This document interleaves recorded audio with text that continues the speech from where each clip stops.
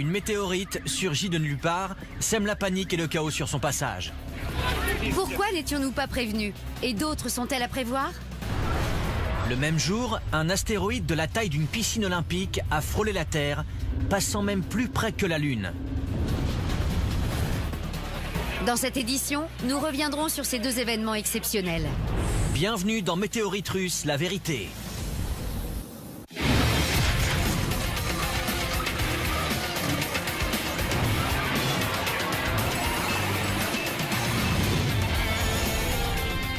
Bonjour et bienvenue dans cette édition spéciale de Daily Planet. Je suis Dan Riskin. Je suis Yatong. Aujourd'hui, nous allons revenir sur une étrange coïncidence cosmique puisque le 15 février dernier, les astronomes, professionnels et amateurs, ont pu, via leur télescope, admirer le passage du plus gros astéroïde qui ait jamais frôlé la Terre. Et exactement le même jour, la Russie était réveillée en fanfare par un événement qui a pris tout le monde par surprise.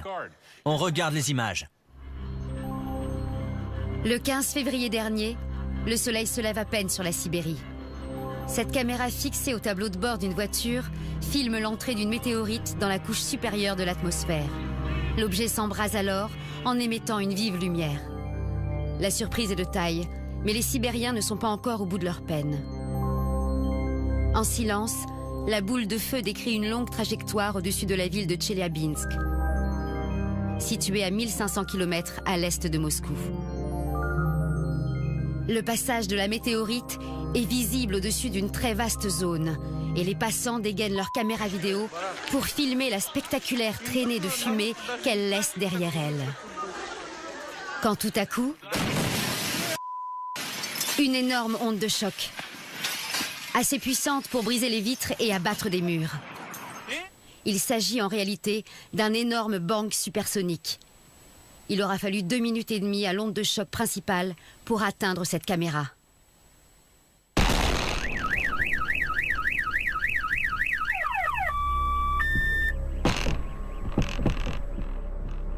Après cette première explosion, une série de sons moins puissants se font entendre, comme des roulements de tonnerre pendant au moins 30 secondes.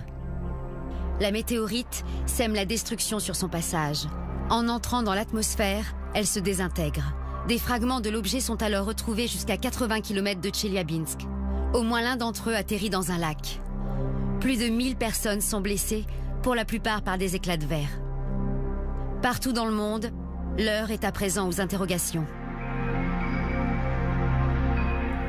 Pour nous expliquer tout ça, nous avons avec nous Mark Boslow. Mark étudie les impacts de météorites et s'intéresse de près aux ondes de choc que créent ces explosions cosmiques. D'après les témoignages, il y aurait eu une première explosion, puis une série de bangs. Comment une météorite peut-elle faire ça? Alors, la façon dont j'interprète ce qui s'est passé, c'est que lorsqu'un gros objet pénètre dans l'atmosphère à une vitesse supersonique, il provoque une énorme onde de choc, c'est le bang supersonique. Puis, cet objet va se désintégrer et se briser en morceaux de plus petite taille. Ces fragments eux-mêmes se déplacent à une vitesse supersonique et provoquent leur propre bang. On entend donc un premier gros boom dû à la météorite en elle-même, suivi d'une série de booms moins puissants. Lorsque vous regardez les images qui ont été filmées en Russie, qu'est-ce que ça vous apprend sur cette météorite? Ce que je vois, c'est un gros objet qui pénètre dans l'atmosphère et qui file dans l'air. Du fait de la pression qu'exerce sur lui l'air dans l'atmosphère, il se brise en morceaux plus petits et finit par exploser. Parlez-nous de la traînée de fumée qu'elle a laissée. À voir les images, j'ai l'impression qu'il y en a 2. C'est significatif ou bien c'est moi qui imagine des choses?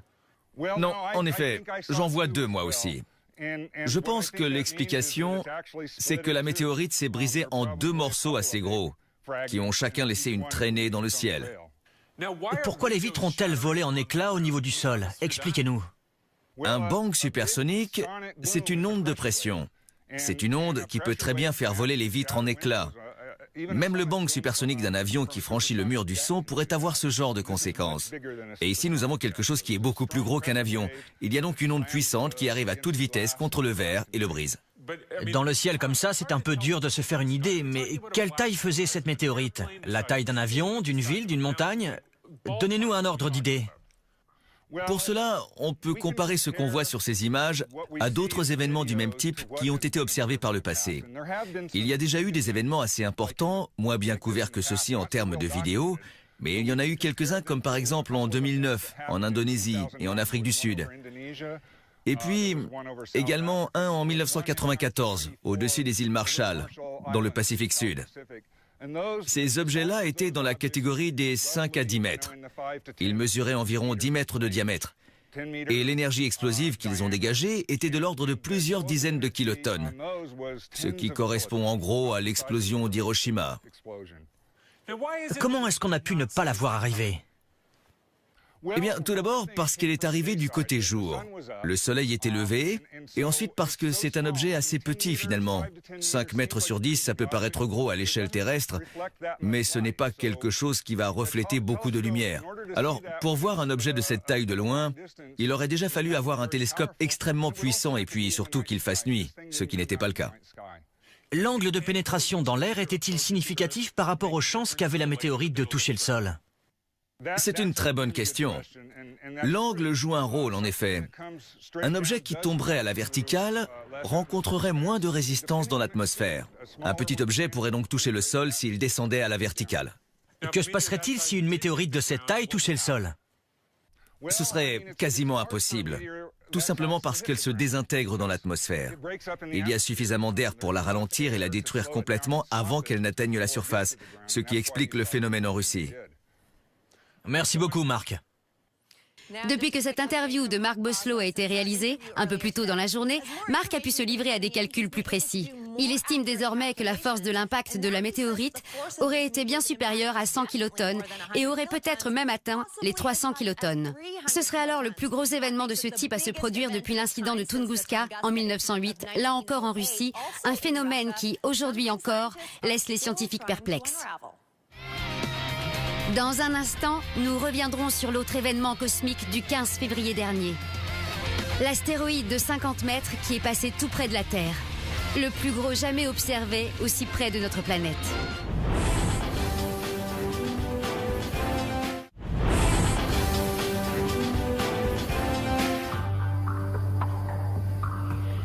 Les laboratoires de Sandia ne semblent pas forcément être l'endroit le plus indiqué pour étudier Tunguska. Après tout, cet astéroïde s'est écrasé à l'autre bout de la Terre, il y a déjà plus d'un siècle.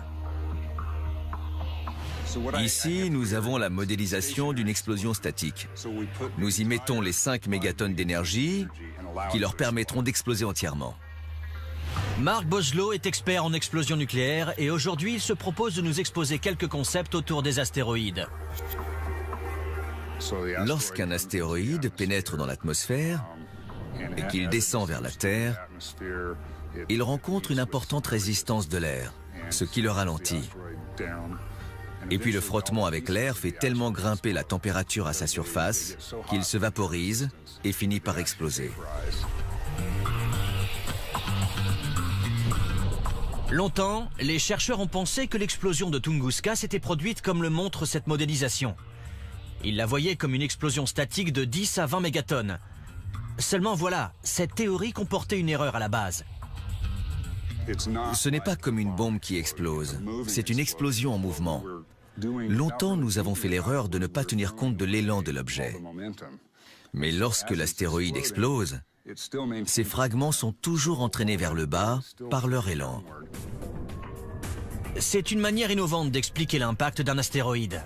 C'est en voyant la comète Shoemaker-Levy s'écraser sur Jupiter il y a 20 ans que Boslow en est venu à remettre en question la thèse officielle. En observant les conséquences de cet impact, il a développé une toute nouvelle théorie. Elle nous montre comment une explosion de 5 mégatonnes continue à libérer de l'énergie en traversant l'atmosphère et créer des vents supersoniques et des boules de feu. En regardant les images de cet impact en très haute résolution, on en est venu à envisager la physique sous un angle nouveau. La première chose qu'on a vue, c'était ces énormes flux de chaleur, ces vortex. Ces vents sont brassés et s'accélèrent au contact de la Terre comme un rond de fumée contre une surface statique. Ils créent eux-mêmes du mouvement et l'alimentent. Les matériaux prennent de la vitesse dans ce canal ici. Cela crée cette colonne qui va monter jusque dans l'espace. Il y a donc cette énorme colonne de gaz qui monte jusque dans l'espace et puis redescend au-dessus de l'atmosphère.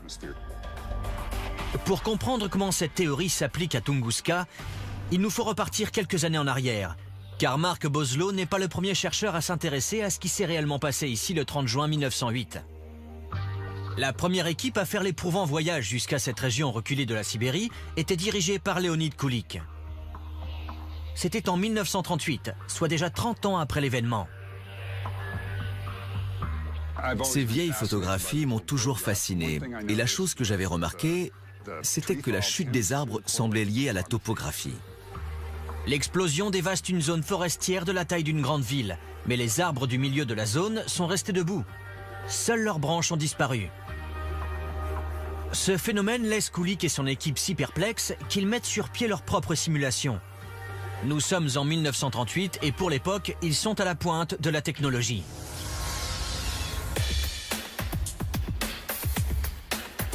« 70 ans plus tard, il ne faut pas moins des 7200 processeurs d'un des superordinateurs les plus rapides au monde pour nous fournir une explication. Le jet de vapeur brûlante n'est pas arrivé jusqu'à la surface. Ce qui est arrivé jusqu'à la surface, c'est l'onde de choc, le souffle. Il y a donc eu des vents très violents à la surface, mais il n'était pas chaud. Voilà pourquoi les arbres n'ont pas été incinérés, mais couchés par la puissance du souffle. Il y a donc bien eu un souffle, mais il semblerait qu'il n'y ait pas eu de tempête de feu.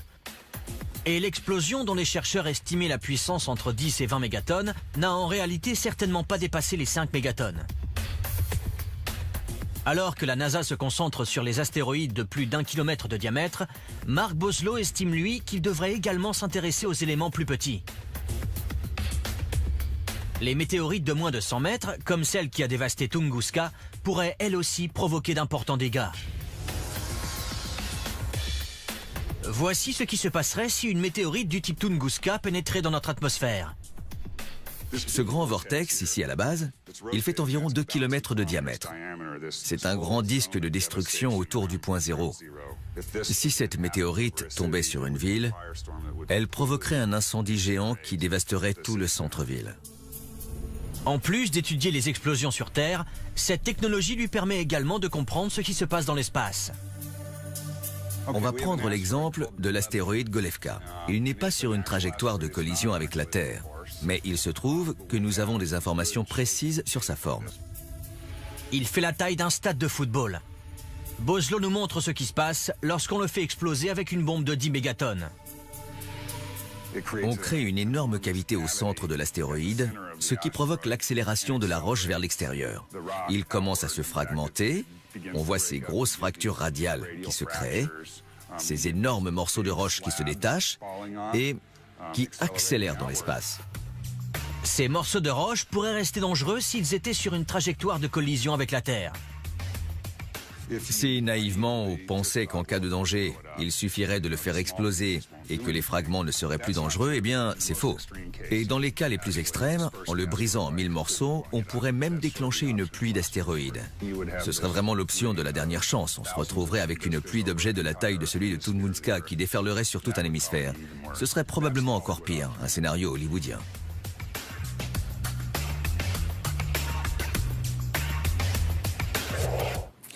Entre Tunguska et la boule de feu du 15 février dernier, on est en droit de se demander pourquoi toujours la Russie. Serait-elle un endroit propice à la chute de météorites? Eh bien, si la Russie est plus souvent touchée, c'est uniquement en raison de sa taille gigantesque. Elle occupe en effet quasiment 1/8 des terres émergées. Oui, les météorites atterrissent au hasard. La plupart tombent d'ailleurs dans l'eau. Il est possible qu'après Tunguska, les Russes aient été plus sensibilisés, ce qui donne l'impression que le pays est plus affecté, mais les chiffres montrent que la Russie a été touchée dans des proportions tout à fait normales par rapport à sa taille.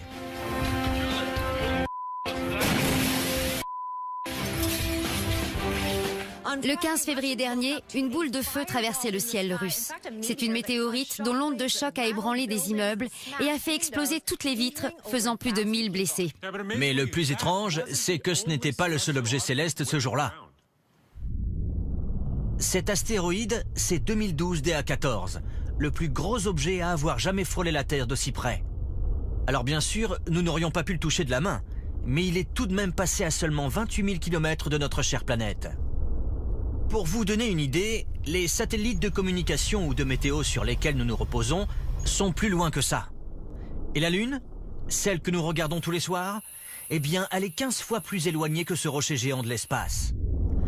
Et quand je dis rocher géant, je pèse mes mots. Regardez-le. D'après les calculs les plus récents, la météorite russe aurait mesuré entre 2 et 3 mètres de diamètre. Celle-ci mesure près de 50 mètres. Regardez sa taille par rapport à un terrain de football. Par chance, elle a poursuivi son chemin sans incident. Si un objet de cette taille venait à s'écraser sur Terre, ce serait la fin. L'explosion équivaudrait à celle de plus de 2 millions de tonnes de TNT. La force de l'impact serait telle qu'elle détruirait tout dans un rayon de plusieurs milliers de kilomètres. Pourquoi tant de puissance? À cause de sa vitesse. Cet astéroïde file à une vitesse de 8 fois supérieure à celle d'une balle de fusil. Et dans l'espace, vitesse égale puissance.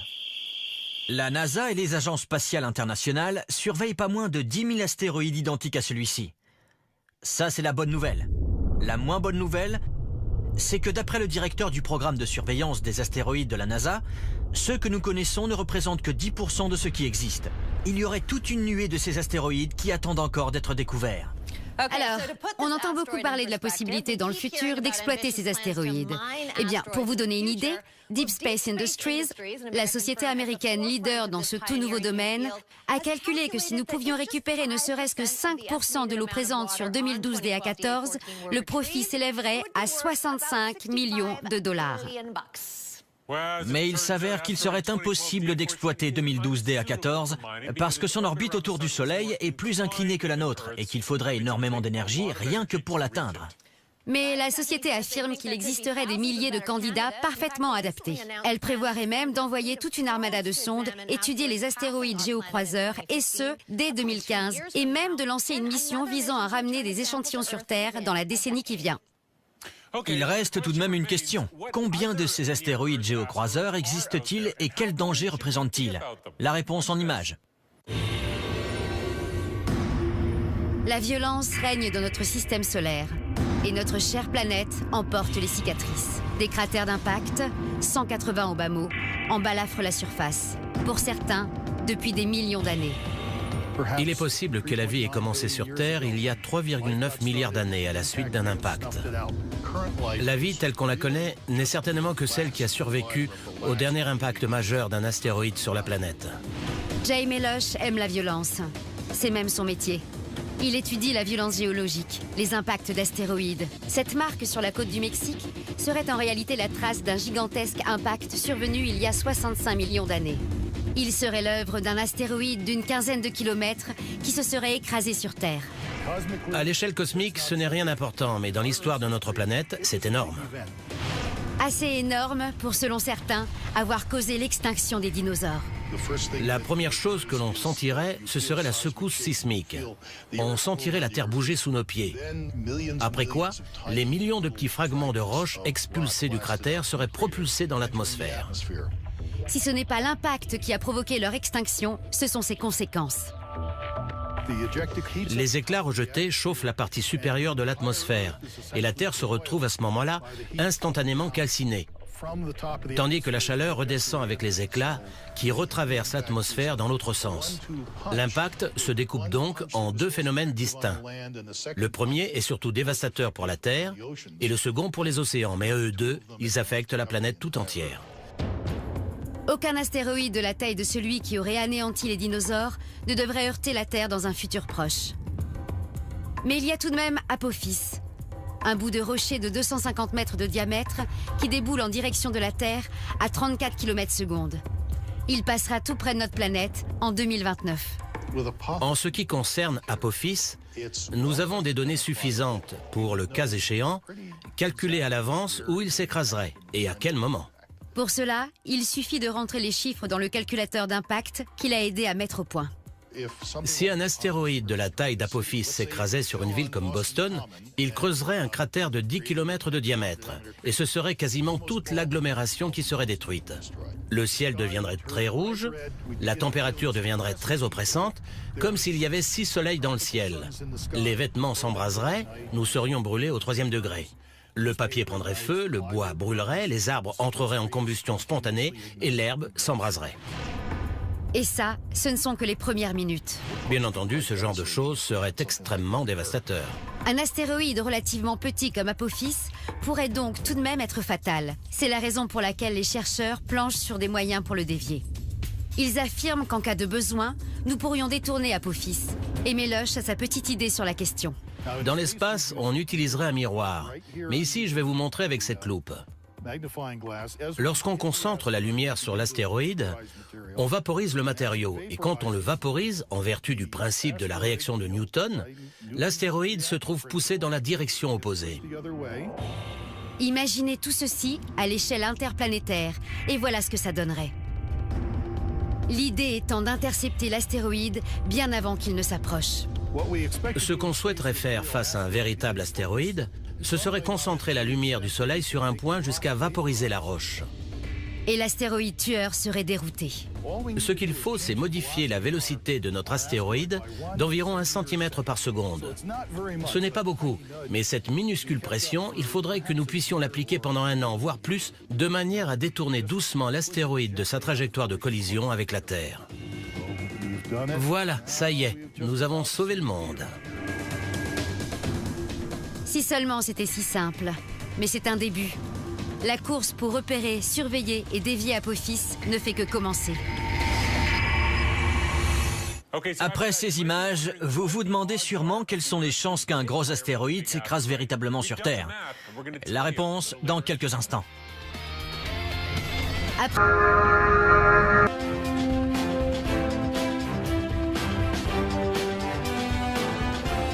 Nous sommes de retour pour la suite de ce numéro spécial consacré à la météorite russe du 15 février. Et nous nous penchons non pas sur un, mais 2 événements célestes exceptionnellement rares. Le 15 février dernier, en Sibérie, au lever du jour, cette caméra filme par hasard une météorite qui pénètre dans la couche supérieure de l'atmosphère et s'embrase. Tout se déroule dans le silence, mais pourtant, le chaos approche à la vitesse du son. Les passants dégainent leur téléphone portable pour filmer la longue traînée de fumée qu'elle a laissée derrière elle, quand tout à coup, un énorme bang supersonique. Le souffle est si puissant qu'il brise les vitres et fait trembler les murs. La météorite sème la destruction sur son passage. Plus de 1000 personnes sont blessées, surtout par des éclats de verre. Des fragments de la météorite s'écrasent à plus de 80 km à l'ouest de Tcheliabinsk. Au moins l'un d'entre eux finit sa course dans un lac. Tandis que le monde frémit à l'idée de la catastrophe qui a été évitée, un astéroïde grand comme la moitié d'un terrain de football frôle la planète. Il est plus proche que la Lune, et même que la plupart des satellites de communication. Celui-ci était attendu et surveillé de près. Cependant, la présence de ces vagabonds de l'espace nous rappelle que le cosmos est un lieu décidément violent et que nous en faisons partie. Vous êtes très certainement nombreux à vous poser une question toute simple. La météorite russe et l'astéroïde 2012 DA14 sont-ils liés? Eh bien, au vu de leur direction et de leur espacement, il s'agirait en réalité d'une coïncidence. Et quelle coïncidence! Mais en effet, l'astéroïde 2012 DA14 se déplaçait du sud vers le nord, tandis que la météorite voyageait, elle, d'est en ouest. De plus, il s'est écoulé plus de 16 heures entre leurs 2 passages. Et pour ce qui est de la vitesse, il y avait une différence de presque 1 demi-million de kilomètres entre les 2 objets. Mais comme vous vous en doutez, après 2 passages de ce type dans la même journée, on est en droit de se demander qui au juste surveille ces objets géocroiseurs. Eh bien, ils sont très nombreux, à la fois professionnels et amateurs, à garder un œil vigilant sur les cieux. Astéroïdes, météorites. Ces objets pullulent dans l'espace. La météorite russe n'avait pas été détectée. Mais 2012 DA14, lui, s'est approché suivant une trajectoire connue à l'avance de la NASA, qui avait estimé qu'il ne représentait pas une menace. Si la météorite russe est passée inaperçue, c'est qu'elle était quasiment impossible à détecter. Il aurait fallu qu'elle passe devant un télescope en fonction la nuit et qu'elle soit parfaitement éclairée. Autant dire que les chances étaient très improbables. Mais ça n'empêche qu'ils sont des milliers à scruter le ciel à l'affût de menaces potentielles. Dans la journée, Roy Tucker est ingénieur. Il planche des heures durant sur des puces CCD comme celles que l'on trouve dans ces énormes télescopes. Mais le soir, Roy s'adonne à sa passion, l'exploration du ciel. C'est un sport. C'est un défi intellectuel très stimulant, dans lequel j'essaie d'opposer mes capacités individuelles à celles d'autres équipes de chasseurs d'astéroïdes de par le monde. De temps en temps, j'en trouve un nouveau. Celui-ci, par exemple, c'est un objet inconnu. Il n'a pas été identifié. Roy Tucker a co-découvert l'énorme astéroïde Apophis qui se trouve sur une trajectoire qui l'amènera à frôler et peut-être même à heurter la Terre en 2029. Apophis, c'était une expérience intéressante. Un vrai coup de chance en réalité. En 2004, Tucker et 2 de ses collègues se rendent à l'observatoire de Catalina pour tester un télescope qui vient d'y être installé. C'était vraiment la chance du débutant.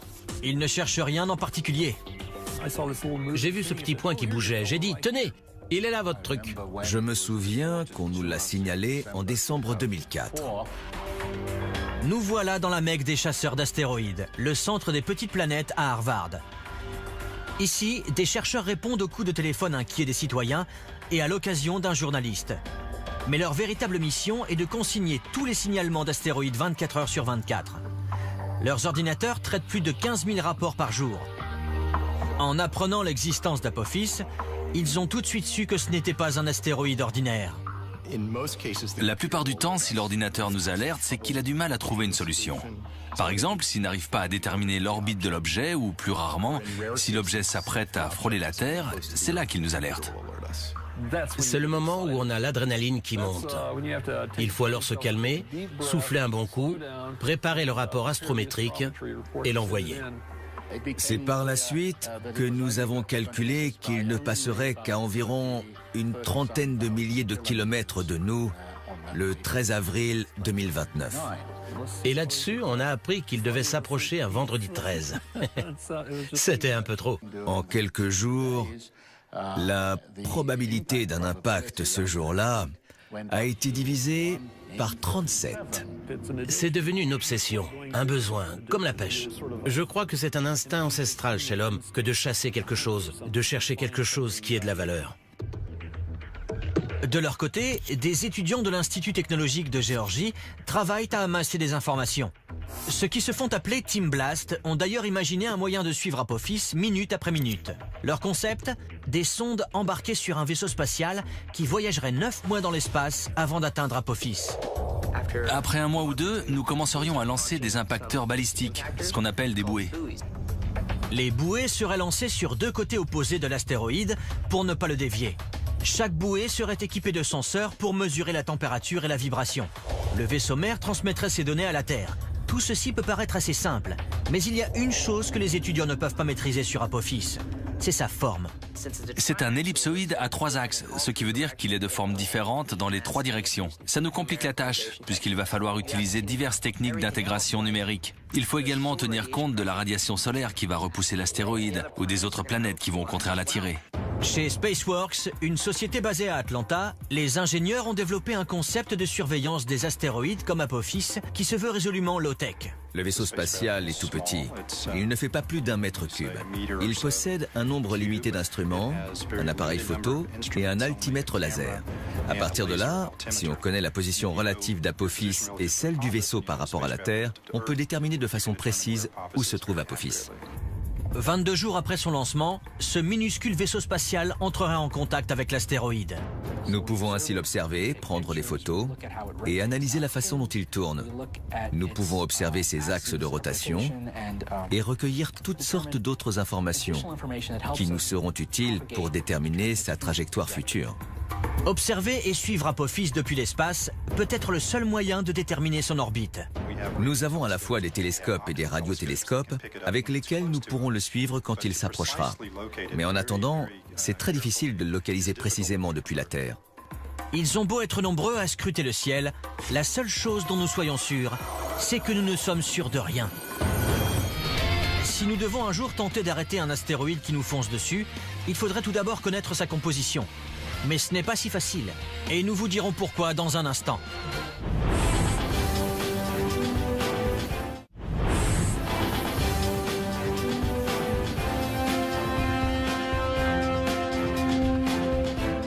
Aujourd'hui, nous revenons sur deux événements hors du commun. Le premier, un météore qui a blessé des centaines de personnes en Russie. Et la seconde, le passage très près de nous d'un astéroïde, sans lien avec la météorite, mais tout de même d'une taille imposante. L'astéroïde 2012 DA14 n'a fait que nous frôler. Mais imaginons un instant qu'un de ses semblables nous fonce droit dessus et que nous voulions sauver notre peau. Eh bien, il faudrait d'abord savoir de quoi il est fait. Comment détourner un danger potentiel? La première chose à faire lorsqu'on aperçoit un ennemi, si on peut dire, c'est de le connaître, de connaître son ennemi, de savoir à qui on a affaire. Au MIT, celui qui étudie ces dangers potentiels, c'est Richard Binzel, alias Dr Astéroïde. 4450, ça fait 14,8 de magnitude. C'est le plus gros qu'on aura d'ici 2060. Nous avons besoin de savoir s'il s'agit d'une météorite légère, faite de roches, ou bien d'une grosse météorite féreuse. De connaître sa densité, sa masse. De savoir ce qu'il faudra faire pour la dévier de sa trajectoire. Quelle quantité d'énergie. Quelle puissance il faudra appliquer. Pour déterminer tout cela, Binzel est en contact direct avec l'observatoire de Mauna Kea à Hawaï. Situé à 4200 mètres d'altitude, l'observatoire bénéficie d'une atmosphère plus fine, ce qui minimise les interférences. Nous arrivons à faire quelques observations à des fréquences visibles, mais 99% de ce que nous observons se situe en dessous de la portion visible du spectre électromagnétique. En gros, nous observons de la lumière invisible. C'est là qu'intervient ce télescope à infrarouge. Il permet d'observer des phénomènes invisibles à l'œil nu et de recueillir des informations sur la composition de l'astéroïde. Le miroir est sorti. Vous pouvez regarder. D'accord, merci. Pourquoi nous essayons de les analyser dans la lumière infrarouge? C'est que les minéraux qui composent ces objets ont une façon particulière d'absorber la lumière. Ils ont une signature chromatique particulière qui s'étend dans les infrarouges. Et c'est elle qui nous permet de décoder leur composition. Ces données constituent l'empreinte digitale de l'astéroïde, un profil qui lui est propre. La manière dont il reflète certaines fréquences du spectre indique les minéraux qu'il contient. Celui-ci a l'air d'avoir une forte teneur en calcium, un peu plus élevée que la normale. Nous avons là un objet très intéressant. L'empreinte est ensuite comparée à celle d'autres météorites tombées sur Terre. Connaître la composition d'un astéroïde, c'est crucial pour décider des mesures à prendre au cas où la Terre se trouverait dans sa ligne de mire. 5% de toutes les météorites sont de ce genre-ci. Très lourdes, en métal, en fer ou même en roche avec du minerai de fer. Leur densité est égale à 6 fois celle de l'eau. Et vous comprenez pourquoi? Si ce genre d'objet s'écrasait sur Terre, il vaudrait mieux ne pas se trouver sur son chemin au moment de l'impact. Comme vous dites, ça ferait très certainement de sacrés dégâts, mais ça reste un petit modèle. Pendant ce temps, d'énormes monstres se dirigent vers nous et il faudrait quelque chose d'une puissance incroyable pour les dévier de leur course. C'est à se demander si, dans le cas où l'un de ces objets fonçait effectivement sur nous, nous aurions vraiment la possibilité de faire quelque chose pour l'arrêter. Eh bien, il se trouve que certains chercheurs ont des idées très créatives. Certains diraient même tirer par les cheveux pour éviter une telle catastrophe.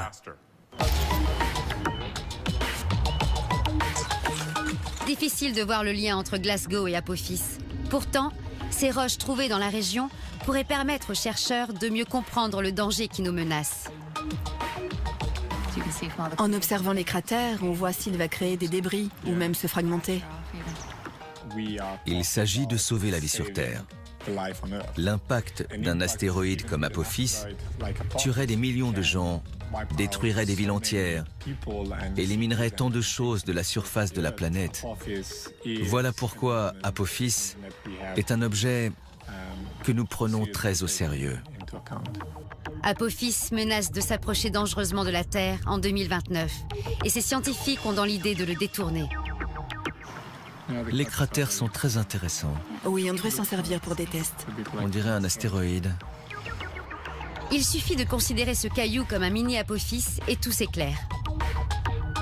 Max Vassilé et Christy Maddock sont les piliers d'une équipe de chercheurs de l'université de Glasgow qui travaillent sur une idée particulièrement brillante, des rayons laser. Nous nous sommes demandé si nous pourrions concentrer un rayon laser sur un caillou ordinaire de la même densité de puissance que celle qu'on enverrait sur un astéroïde. Au programme, un rayon laser peut-il faire bouger ce caillou? Il commence par analyser les résultats des expériences précédentes et jusqu'ici, ils n'ont pas pu obtenir la poussée recherchée. Vous voyez, comme un volcan qui se scinde en deux. Vous voyez, le laser touche ici et ça, là, c'est un plasma. Ils augmentent alors l'intensité du rayon. Ils veulent savoir si le rayon laser peut transformer le caillou solide en gaz. Quand tu veux. On ouvre le volet.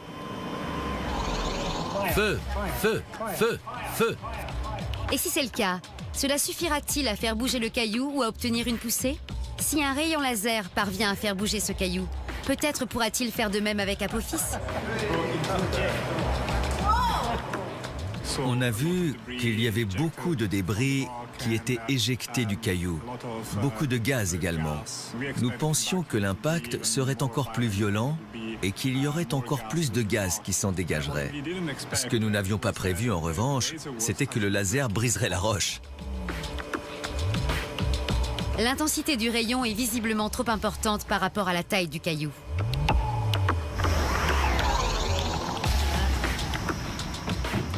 C'est parfait. Ouais, c'est même mieux que prévu.